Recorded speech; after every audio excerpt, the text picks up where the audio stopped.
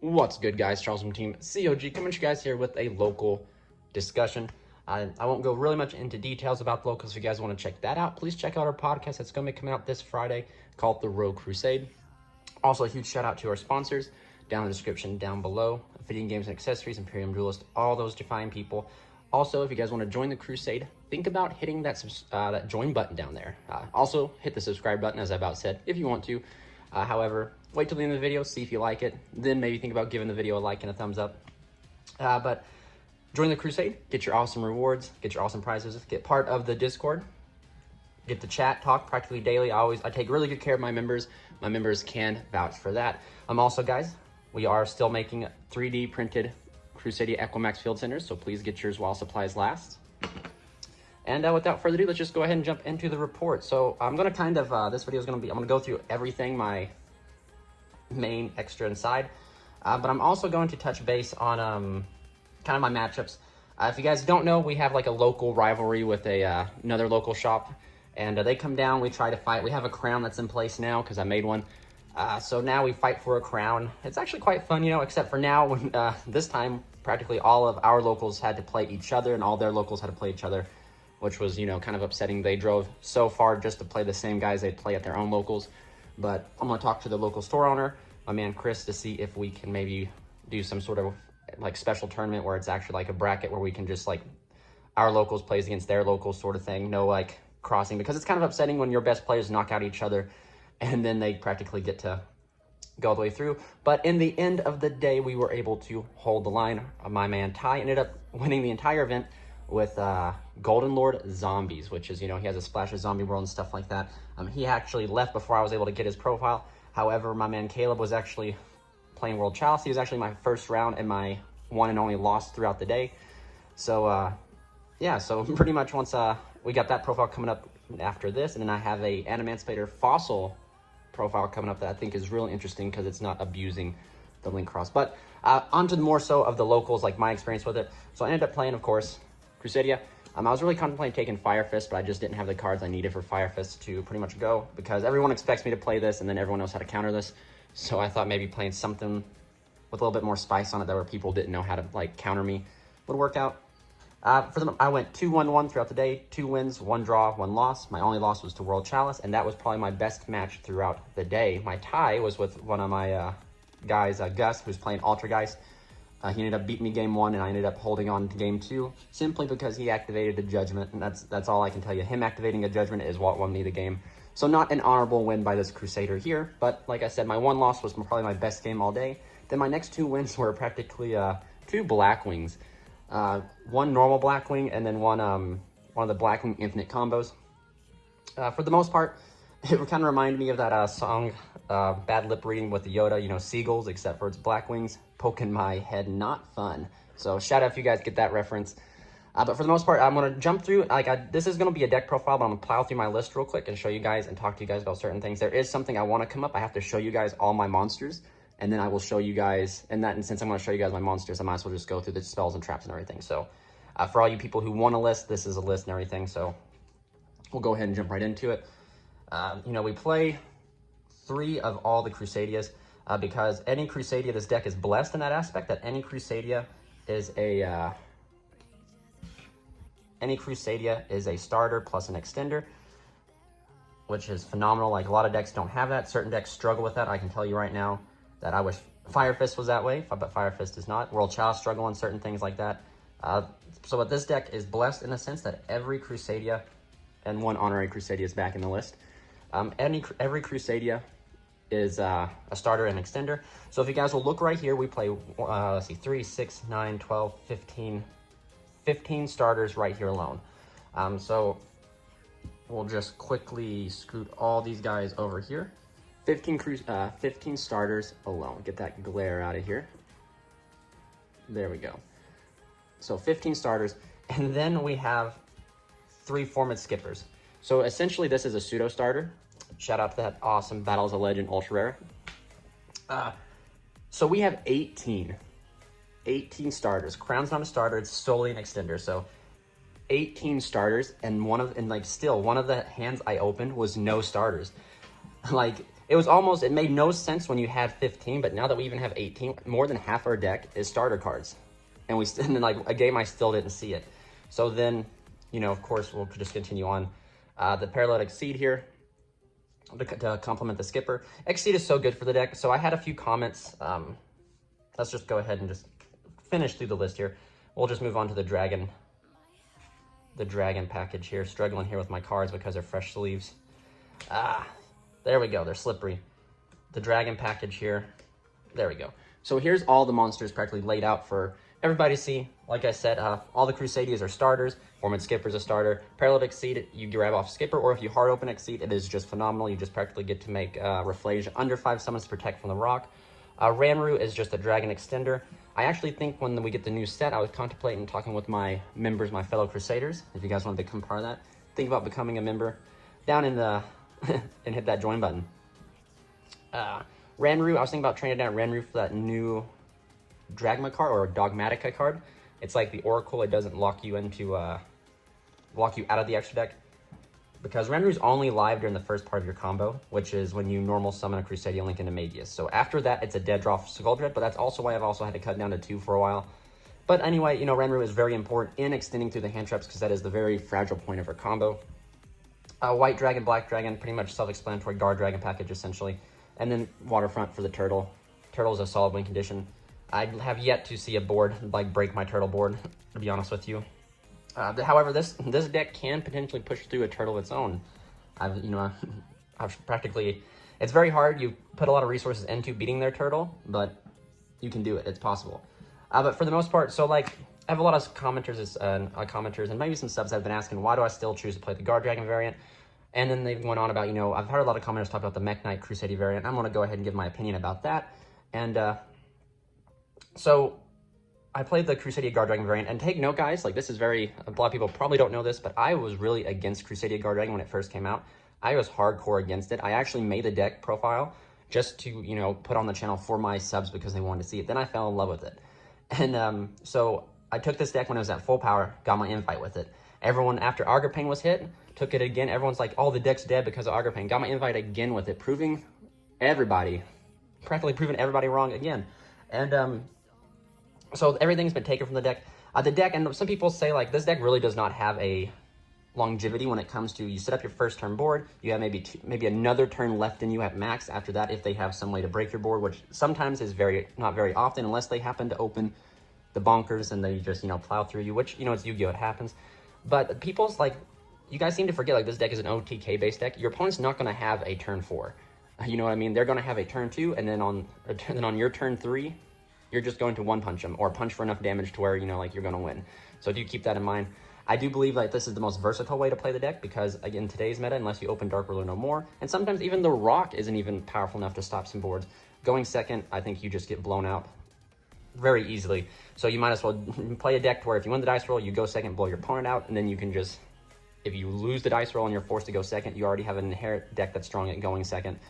And then your side deck just complements both strategies. So yeah, so here you go. This is, like I said, the Monster Meltdown. That's my only complaint through the entire day, is that it was a solid hand. It's game 2 against Altergeist that I did not see a single Crusadia. And it actually, you know, like statistically, I know like it's, the probability of it's like very small, like maybe like 4% chance that this will happen to you, but it happened to me.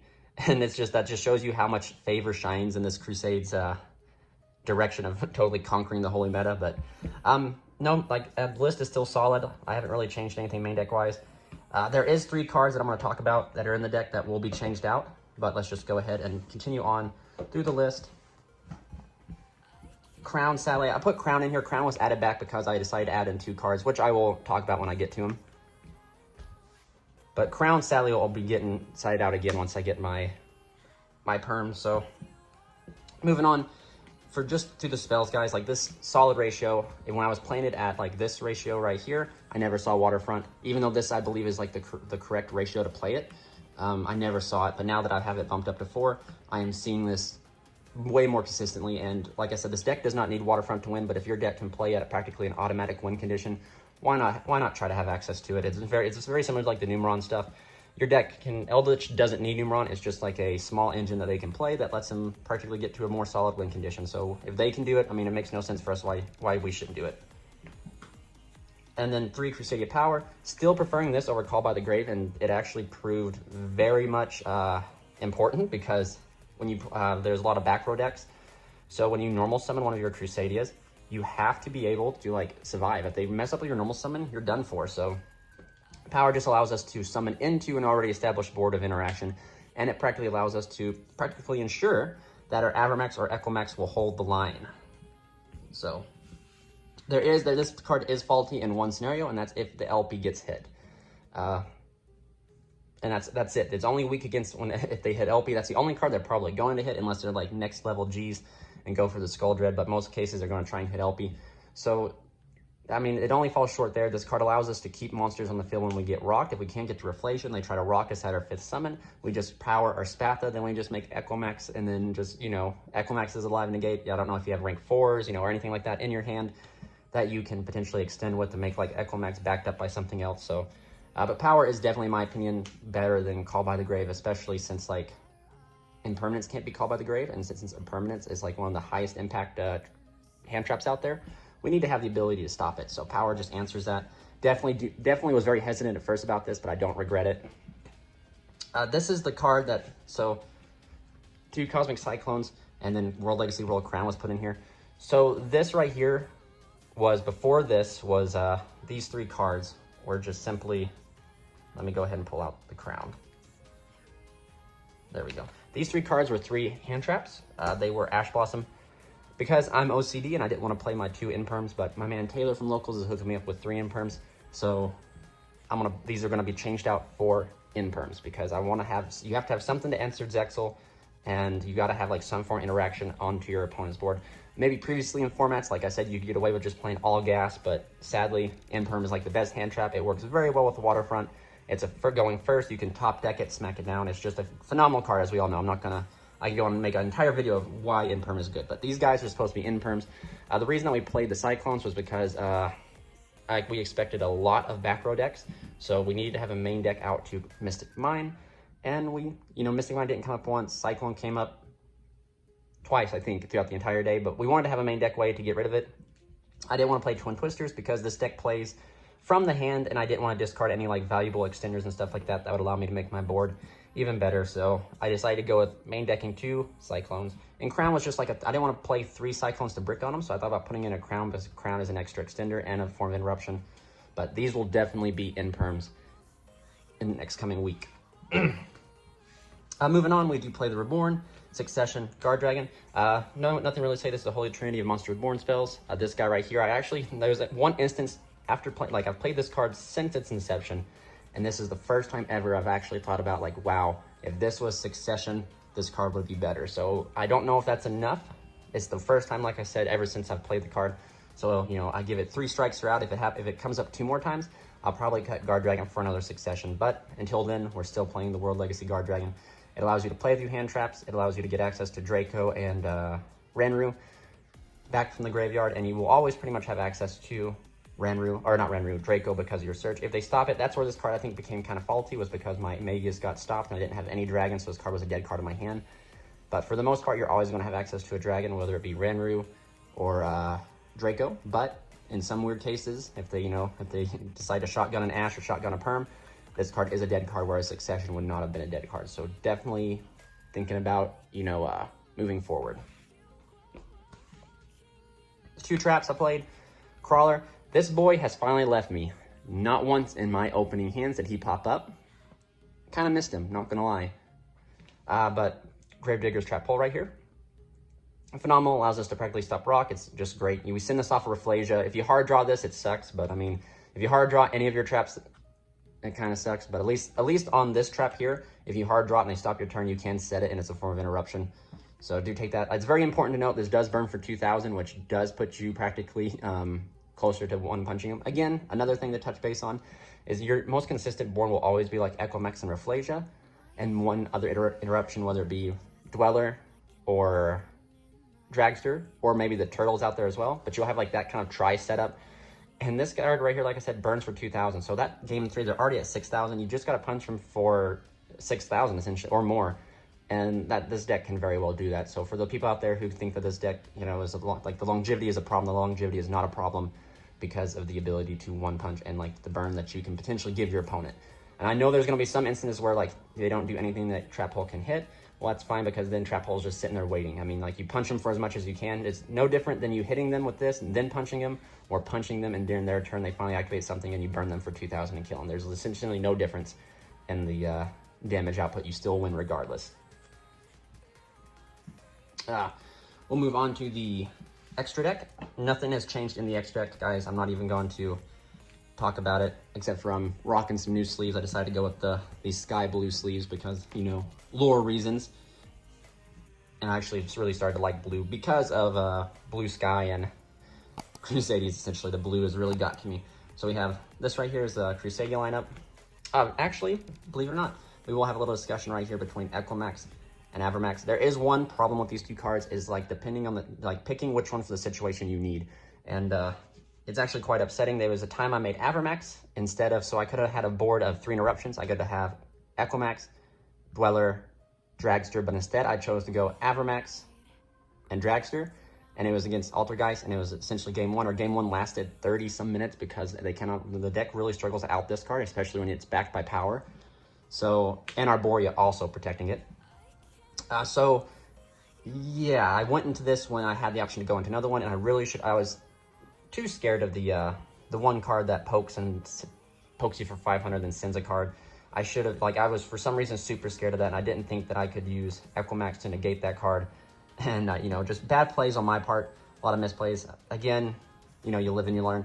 But it's definitely, there is a time and place for Avermax, and as the more and more I get into it, Avermax is either a turn 3 follow-up, or it is a turn 1 setup as a fallback plan because you were not able to get to like a negate something board. It's never like, I know it sounds weird, it's never like, I never want to go into this card going first when I have the option to make multiple interruptions with Equimax. And I learned that this weekend, and I will forever stay with that. But it's very, I'm not gonna lie, it's very like teasing because Avermax plus power is practically you're going to win, but in most cases there are certain cards that can stop Avermax. So you need to have interaction on your opponent's board, and that was where I made the mistake. Could end on Equimax with a live negate, or I could end it on Avermax with a live negate. And either both boards would have been backed up by a power, but I chose to go with Avermax with a power instead of Equimax with a power, and I should have gone this route instead of this route. So do keep that in mind. If you, maybe you guys don't have that same problem, but I do. But yeah, moving on. This right here, nothing's gonna change. Fine, yeah, similar. This card right here, let's talk about Linkuriboh. There was a simpler part in my combo where it was weird. My Spatha got permed, and then my Paralytic Seed got ashed. And I had the white dragon in my hand, and here I was just thinking, I can't extend, I can't do anything because I don't have access to a dark. Please, guys, always remember you can make your Paralytic Seed into Linkuriboh and then climb up, and then that makes your white dragon live. So do please remember that, because that kind of bit me in the butt, and I don't know if that would have like made the game like fall in my favor, but it definitely would have made my first turn board a little bit more scarier. And maybe it could have, maybe it couldn't have, but at least I'd have put up more of a fight than what I did. So do remember that Paralytic Seed can always turn into this. This is a dark to make your white dragon live. One Link Spider. I was really fighting to get an ultimate Link Spider because I really want to flex on my opponent when they give me the rock. Whether all I can do is turn it into Link Spider and pass, or if I can turn it into Link Spider and go off, I would rather do that. But nobody had the ultimate on them, so that is it for the Link monsters. This is the Link lineup. Again, LP's pretty like LP's is self-explanatory. LP's practically Skulldred's draw 4 and a special summon. We don't really have the extended resources to make 2 Skulldreds, and if we do, you're kind of losing out on making Equimax. And Equimax is like one of the main negates that this deck has now, and I really do enjoy that. However, play your deck list however you want to, but this is all that I have for the Links right now. And again, guys, like I said, look at this blue, these blue sleeves on my boy Equimax here, like they just fits too well. Moving on for the XYZs, Fist Dweller, Dugaris, Rafflesia. So Rafflesia and Dweller are very powerful. Like I showed you guys in that combo video, these 2 cards alone can practically hold back Block Dragon, Rockian Gang, and the Eldritch Zombies, the Thriller Gang coming at you. Rafflesia just tells the Boulder to screw off, so you gotta remember to tell that. So Rafflesia is really needed.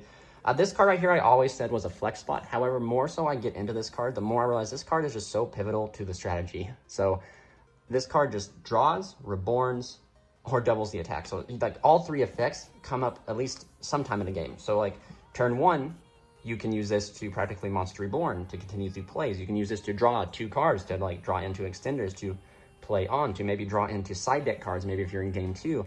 The double attack comes up because when you're trying to push for that damage, like I was preaching about the entire video on game 3, you use Timeless to target Equimax, whose attack is now doubled and does double battle damage for game. So the more I said this card is flexible, I believe this card is a staple in the deck, believe it or not.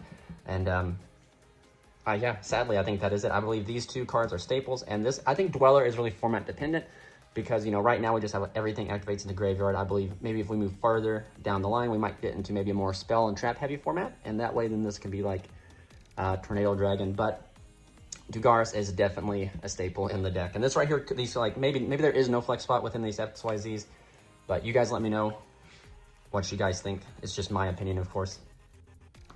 For the final card, Dragster.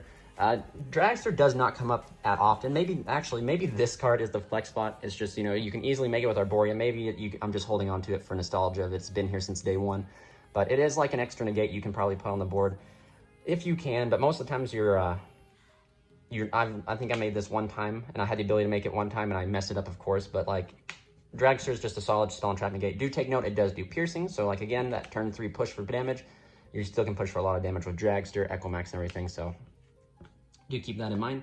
Now on to the side deck. We're going to try to fly through this as quickly as I can and kind of discuss things. So 1 Revival. I think if you're playing Crusader God Dragon, you have to either main deck this or side deck it. I don't have the nads to main deck it because I saw C-Bricks all the time, so I just thought side decking. It's only good when going second, so side deck. The 1 Cosmic. Since I'm OCD, like I told you guys, and I don't have my 3 imperms, I decided to do 3 Chalices, because Chalice is just a good card to top deck and smack on the Zexal, but Chalice never came up.